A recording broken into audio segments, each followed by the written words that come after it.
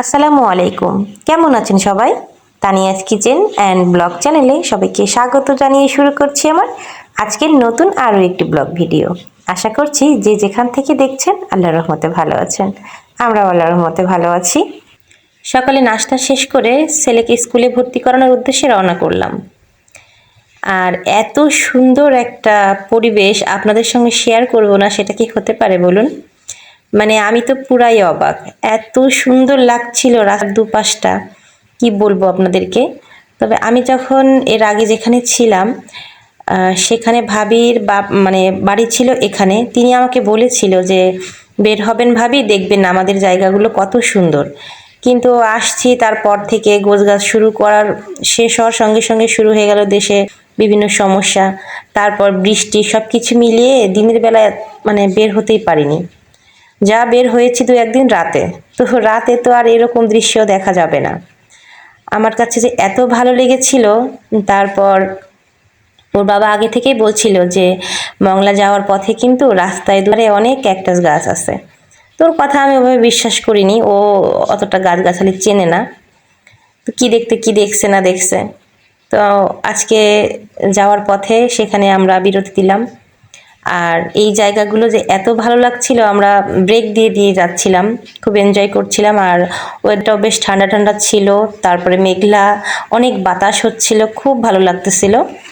তো আসলে ছেলেকে স্কুলে ভর্তি করানো অনেক আগেই দরকার ছিল, কিন্তু সব কিছু বন্ধ থাকার কারণে আমরা আর বের হতে পারছিলাম না।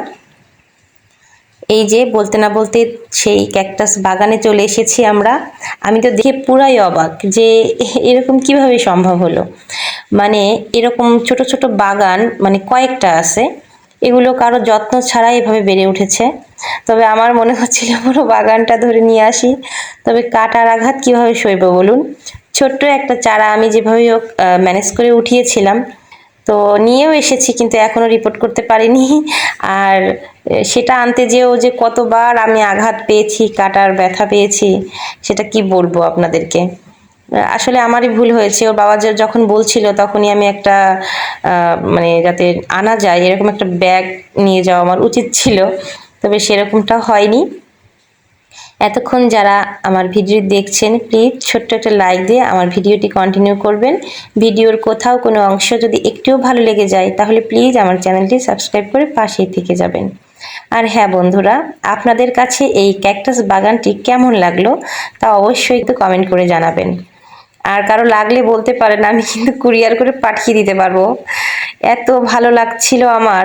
তবে আমার বাসা থেকে বেশি দূরে নয়, যা এনেছি একটা চারা, সেটা যদি নাও হয় আমি আবার গিয়ে নিয়ে আসতে পারবো, সমস্যা নেই। একটু ঘোরাও হবে, আবার গাছও আনা যাবে। এটা তো অনেক বড় গাছ, মনে হচ্ছে যে আমার থেকেও বড়। তো যাই হোক, কথা বলতে বলতে কিন্তু চলে এসেছি আমার ছেলের স্কুলে। আর হ্যাঁ বন্ধুরা, যেদিন স্কুলে যে পৌঁছালাম মানে গতকালকে, স্কুলে যে পৌঁছানোর পরপরই ঠিক বৃষ্টি শুরু হয়েছে। আবার আজকেও কিন্তু আমি ভয়েসটা দিচ্ছি আর বৃষ্টি হচ্ছে, একটু রিমঝিম শব্দ আপনাদের কানে যেতে পারে। হ্যাঁ, তবে সেটা ক্ষমা সুন্দর দৃষ্টিতে দেখবেন, কারণ আসলে ওইভাবে ভয়েস কখন দিব, সারাক্ষণই বৃষ্টি শুরু হচ্ছে, যখন তখন আর কি। রাতে করা হয়নি, তো ভাবলাম যে দিনের বেলাতে করব। তো আবার বৃষ্টি শুরু হয়ে গেছে, এই আর কি। আর বৃষ্টি শুরু হলে আমার কাছে একটু বেশি বেশি ভালো লাগে। আর বাইরেটা কিন্তু অনেক সুন্দর, অনেক গাছগাছালি আছে, তারপরে বাগান আছে। আমি একটু ঘুরে ঘুরে ভিডিও করছিলাম মানে ঢোকার আগ দিয়ে। আর আমার ছোট ছেলে ভাবতেছে কি যে তার ছবি তুলবো, সেই জন্য সে মানে আমার ক্যামেরার সামনে গিয়ে গিয়ে পোজ দিচ্ছে, ঠিক আছে। ওর কাজই হচ্ছে ছবি তুলতে হবে তার। দেখুন এই যে চলে এসেছে, যে মামা ছবি তোলো, একদম দাঁড়িয়ে পড়েছে। তো ঠিক আছে, আমি বললাম যে হ্যাঁ তুলেছি, ছবি তুলেছি, সমস্যা নাই। ও ফুলগুলো হাত দিয়ে ধরছিল, আমি বলছিলাম যে না বাবা এটা ধরো না, খেলা করলো একটু। তো ভিডিও পাঁচ পাঁচ মিনিটও না, 2-3 মিনিট করার পরপরই একদম ঝুম করে বৃষ্টি চলে এসেছে, একদম মুষলধারে। তবে যাই হোক, আমরা ট্রান্সফার হওয়ার পরে আমার ছেলেকে ভালো একটা স্কুলে ভর্তি করাতে পারলাম, আমার কাছে সব থেকে বেশি ভালো লাগতেছে। আগে আসলে যেখানে ছিলাম সেখানে এরকম একটা পরিবেশ আমি তাকে দিতে পারিনি। সবাই আমার ছেলেটার জন্য দোয়া করবেন। আসলে কি বলবো, ওর মনের উপর দিয়েও অনেক প্রেশার যাচ্ছে, কারণ ছোট থেকে এই পর্যন্ত অনেকগুলো স্কুল বদলানো হয়েছে এই ট্রান্সফার করে। তার মধ্যে তো করোনাতে 2 বছরের উপরে খেয়ে নিয়েছে। তো সবকিছু মিলিয়ে নতুন কিছুর অপেক্ষায় আমরা আছি। দেখা যাক শিক্ষা ব্যবস্থার কোনো পরিবর্তন হয় কিনা। তারপর মানে সবকিছু মিলিয়ে আর কি নতুন কিছুর অপেক্ষায় আছি। সবাই দোয়া করবেন সবার জন্য, এই আর কি। তো যাই হোক, আমার বাইরের পরিবেশটা তো মোটামুটি ভালো লাগলো। এবারে আস্তে ধীরে ভিতরে যাব, কারণ ইতিমধ্যে কিন্তু বৃষ্টি পড়া শুরু হয়ে গেছে। কিন্তু আমি লোভ সামলাতে পারছিলাম না যে একটু ভিডিও করি। খুব ভালো লাগছিল। আর গাছ যেখানে, সেখানে আমি একটু ভিডিও করব না, সেটা তো হতেই পারে না, তাই না? আমার মতো এরকম গাছ পাগল কে কে আছেন আমাকে কিন্তু জানাতে পারেন। যাহ, বৃষ্টি তো চলেই আসলো, এই যে আপনারা দেখতে পাচ্ছেন। আমি বলছি যে বাবা তাড়াতাড়ি ভিতরে ঢোকো, তাহলে কিন্তু ভিজে যাবা।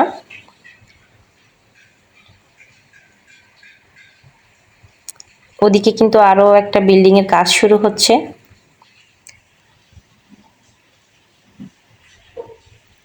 আমরা আস্তে আস্তে ভেতরের দিকে যাচ্ছি।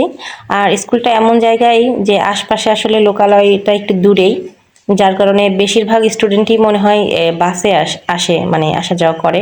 আমার ছেলেকেও স্কুল বাসে দিতে হবে, একটু চিন্তায় থাকতে হবে আসলে, তারপরও ঠিক হয়ে যাবে ইনশাল্লাহ। পরিবেশটা মাশাআল্লাহ অনেক সুন্দর ছিল। এই যে বাসগুলো এখানে দাঁড়িয়ে আছে আর কি, মানে স্কুলের কার্যক্রম শুরু হয়েছে কিন্তু ক্লাসটা এখনো শুরু হয়নি। ভর্তি কার্যক্রম বা অন্যান্য যে কর্মগুলো সেগুলো শুরু হয়েছে। তো আমরা ভিতরে, ওর বাবা তো আগেই ঢুকে পড়েছে, আমি একটু বাইরে দিয়ে ভিডিও করে তারপরে ঢুকছিলাম। আর এটা হচ্ছে পুরো স্কুলের ভিউটা, আসলে খুবই সুন্দর। তিনি দেখি বসে আছে কাগজপত্র নিয়ে, যে স্যারের কাছে ভর্তি করার দরকার, তিনি বাইরে গিয়েছে। তো তিনি আসার পরে কাগজপত্র দেয়া হলো, তারপর আমাদেরকে একটা ফর্ম দিল, ওর বাবা সেই ফর্মটা পূরণ করলো। তারপর আস্তে ধীরে যে কাজগুলো করা প্রয়োজন, আমার ছেলেকে ছোট্টখাটো একটা পরীক্ষা নিল। তারপর দোতলায় চলে গিয়েছিলাম আমরা। সেখান থেকে ম্যাডাম হচ্ছে একটা সাইন করে দিল। আবার সেখান থেকে অফিস রুমে এসে ভর্তি সম্পন্ন করে তারপর আমরা, এখানে কোনো টাকা পয়সা লেনদেন করা প্রয়োজন হয়নি। আমরা বাইরে যে ব্যাংক ছিল সেখানে গিয়েছিলাম, তবে ব্যাংকে আজকে যে লোকটা টাকা রিসিভ করে তিনি ছিলেন না, তো তার কারণে আর আজকে টাকা জমা দেওয়া হয় নাই। তো তার বাবা লেখালেখি শুরু করেছে, বলছিল যে তুমি ফর্মটা ফিল আপ করো। তো আমি বলছি যে না, আমি ঘুরে ঘুরে ভিডিও করি, তুমি না হয় আজকে ফিল আপ করো। তো এই যে এখন আমরা স্কুল থেকে বের হয়েছি কাগজপত্র জমা দিয়ে। আর বাইরে বের হয়েছি, কিছু খাবো না তা কি হয়? ছোট বাচ্চারা ড্রিঙ্কস নিল আর আমি নিলাম আইসক্রিম, বলুন। আমার আইসক্রিম তো খুব পছন্দ, সেজন্য আইসক্রিমটা নিয়ে নিলাম, আর একটু গরম লাগছিল। তারপর সোজা চলে আসলাম আমরা টেলার্সের দোকানে। তো সেখানে এসে আরেকটা ঘটনা ঘটেছে। এই যে দেখুন, আমার ছোট ছেলের হাতে একটা জন্মদাগ আছে। তো একটা আপু এসেছিল, সেই আপুর হাতেও ঠিক একই হাতে একই জায়গায় প্রায় কাছাকাছি একই রকম 2টা জন্মদাগ। আসলে আমরা একদম অবাক। তো আপুটাও অনেক ভালোবাসা দিল আমার ছেলেকে, অনেক গল্প করলো। তো দুজনের এত মিল দেখে খুব ভালো লাগলো, এই আর কি। তো ছেলের স্কুল ড্রেস বানাতে দিয়ে আমরা এখন বাসায় চলে যাব। আল্লাহ হাফেজ।